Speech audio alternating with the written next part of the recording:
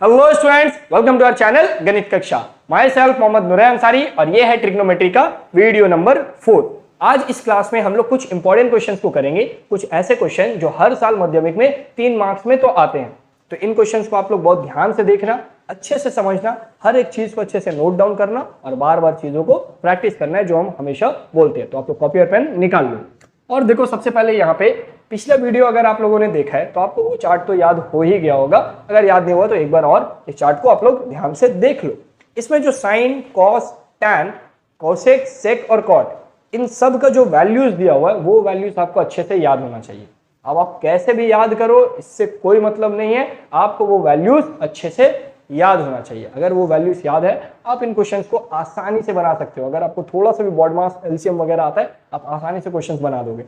तो उम्मीद है कि आप लोग को याद तो होगा ही। अब इन क्वेश्चंस को हम लोग देखते हैं और जल्दी जल्दी से बनाते हैं, ठीक है। तो सबसे पहले देखो, इस क्वेश्चन में दिया हुआ है sec square 45, cot square 45, sine square 30 minus sine square 60।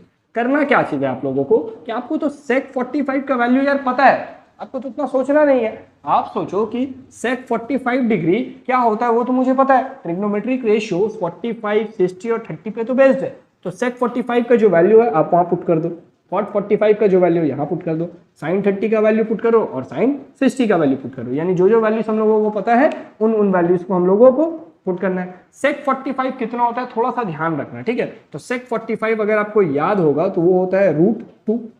अब थोड़ा सा सोचो कि सेक के ऊपर क्या है, स्क्वायर। तो जो भी वैल्यू हम लोग बैठाएंगे उस वैल्यू पे भी क्या बैठेगा, स्क्वायर। समझ में आ रहा है हम क्या बोल रहे हैं कि सेक 45 का वैल्यू है √2, क्योंकि सेक के ऊपर स्क्वायर है तो हमको भी बैठाना होगा स्क्वायर। माइनस कॉट 45 कितना होता है, तो कॉट 45 बहुत आसान है बाबू, वो 1 होता है, तो 1 का स्क्वायर, बहुत अच्छा। माइनस यहाँ पे आया साइन स्क्वायर 30 डिग्री, तो साइन 30 का वैल्यू सोचो, स्क्वायर छोड़ो, साइन 30 का वैल्यू होता है 1/2, और क्योंकि साइन के ऊपर स्क्वायर है तो साइन के वैल्यू पे भी स्क्वायर आएगा। उसी तरीके से साइन 60 का वैल्यू क्या होता है, √3/2 और उसके ऊपर स्क्वायर। तो बस इतना ही करना था उस चार्ट से, और आपको कुछ करना नहीं है। आपको जो जो वैल्यूज पता है उन वैल्यूज को आप लोग पुट करो। उसके बाद क्या करना है, अब बस सॉल्व कर दो यार।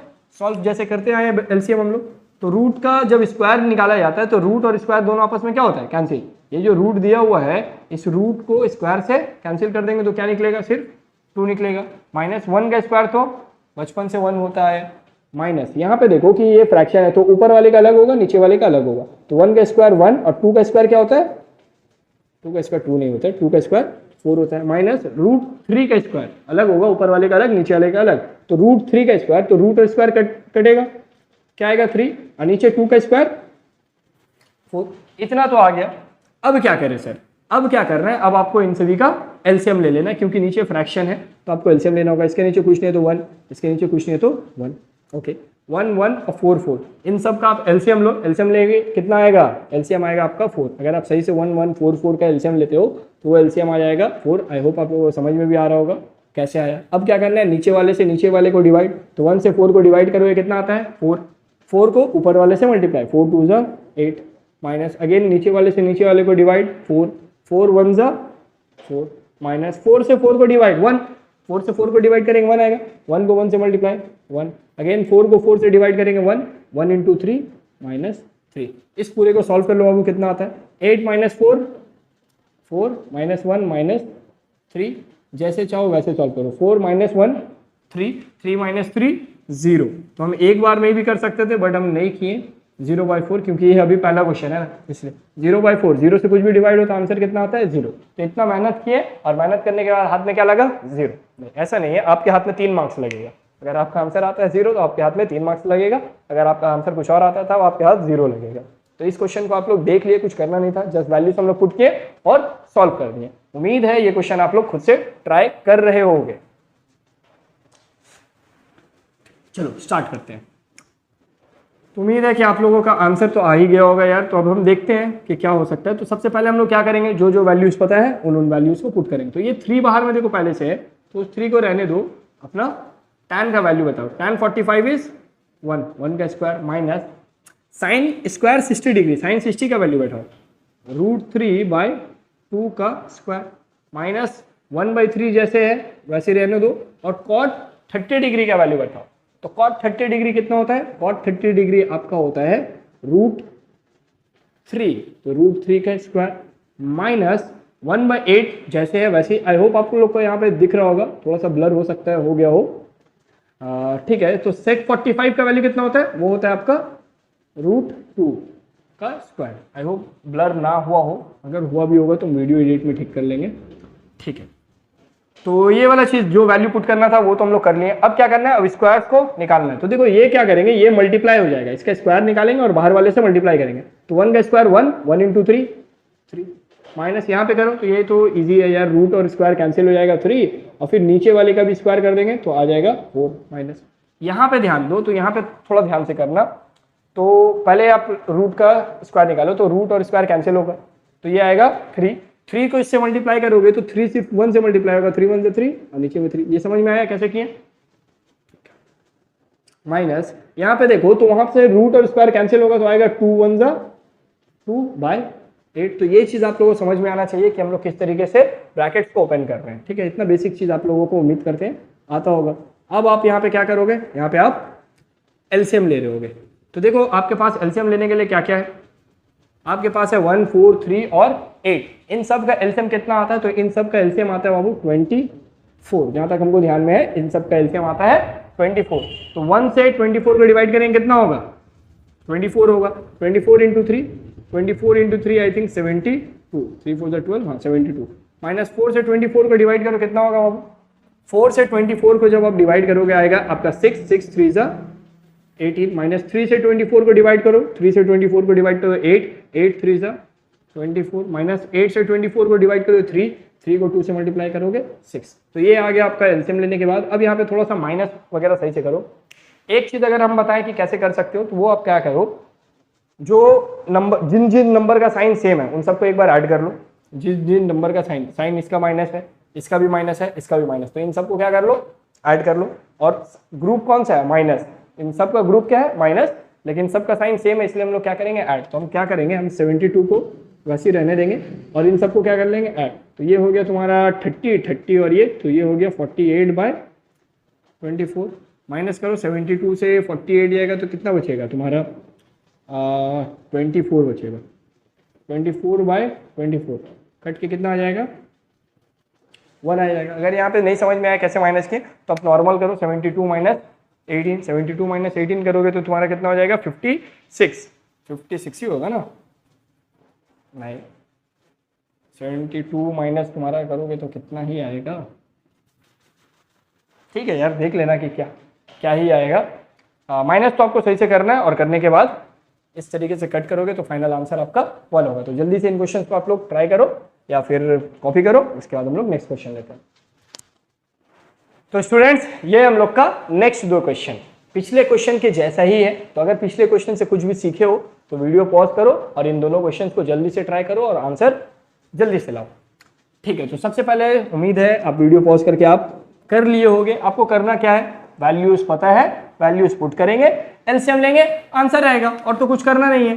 तो सबसे पहले हम लोग क्या करेंगे, 4/3 cot 30 का वैल्यू कितना होता है वो चार्ट याद रखना होगा भाई, चार्ट के बगैर तो कुछ भी नहीं होगा।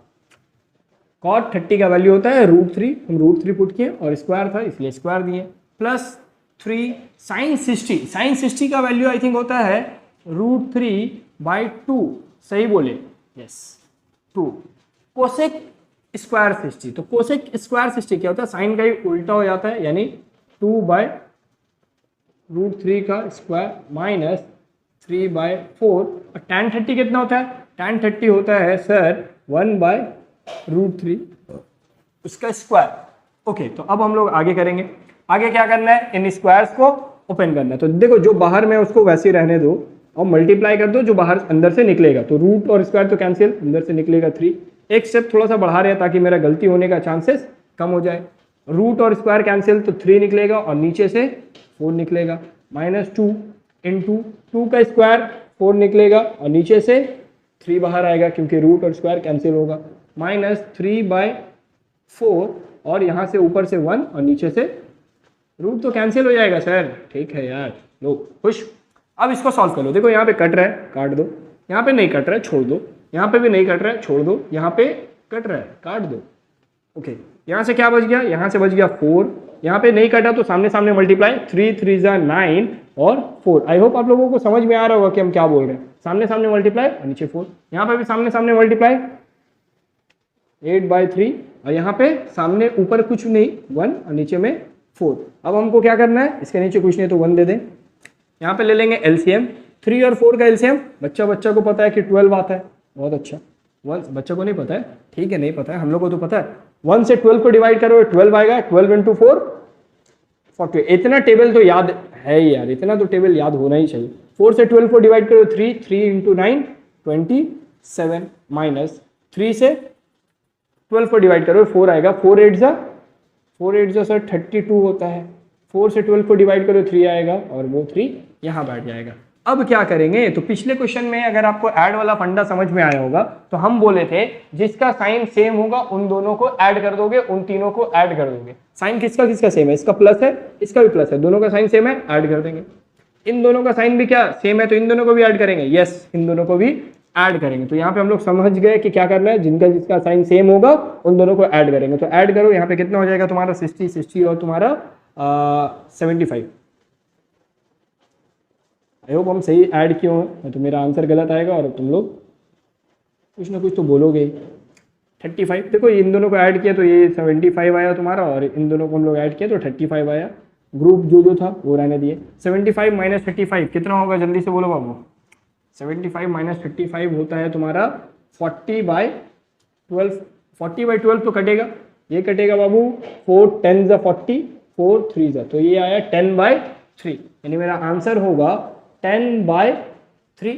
और अगर बुक के पीछे आप मैच करोगे तब आपका आंसर हो जाएगा, मिक्स फ्रैक्शन में कन्वर्ट कर देंगे 3 1/3, ये होगा आंसर। आप यहाँ पे भी आंसर करते हो तो आपको पूरा मार्क्स मिलेगा, जितना मिलना चाहिए, 3 मार्क्स। ओके, ये क्वेश्चन समझ में आया, सबका आंसर यही आया होगा।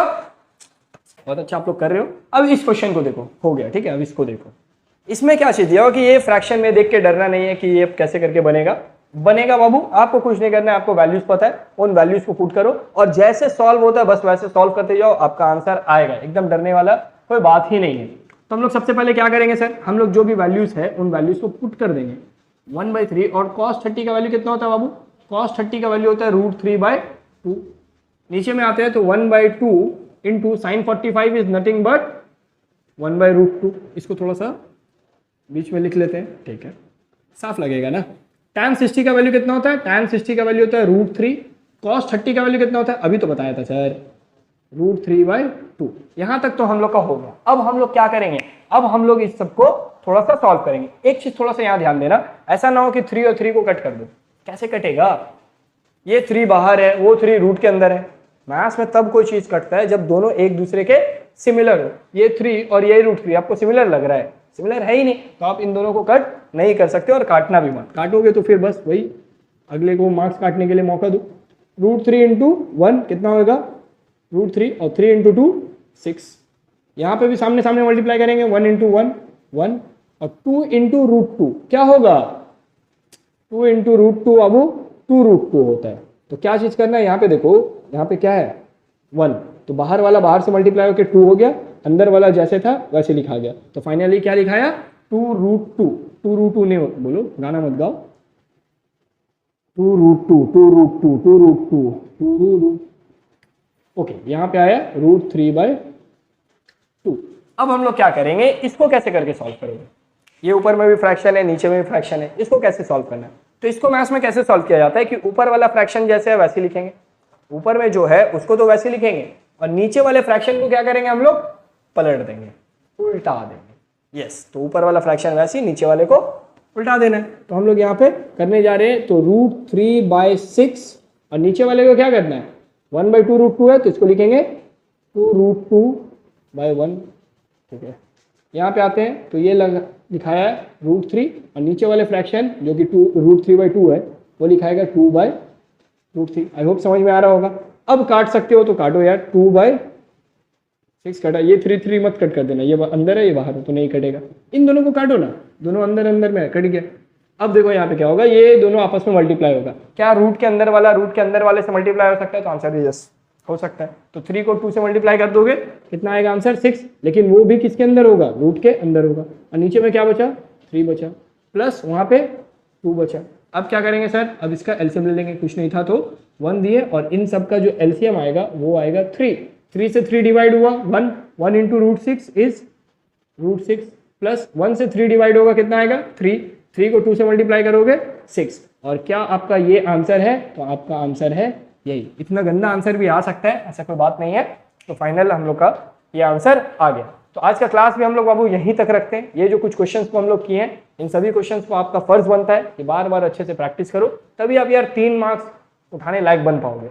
ये कुछ इंपॉर्टेंट क्वेश्चंस है जो आपका 3 मार्क्स में ट्रिग्नोमेट्री में हर साल आता है और इस साल भी आएगा। तो आपको साथ ही साथ ये दो जो होमवर्क में हम प्रॉब्लम दिए, इन दोनों क्वेश्चंस को भी करो, और अगर आपका आंसर आ जाता है तो मुझे कमेंट करके बताओ। आंसर आता है तभी कमेंट करना, अदरवाइज पीछे से देख के कमेंट करने का जरूरत नहीं है। तो आप लोग साथ ही साथ पढ़ाई लिखाई करते रहो। All the very best.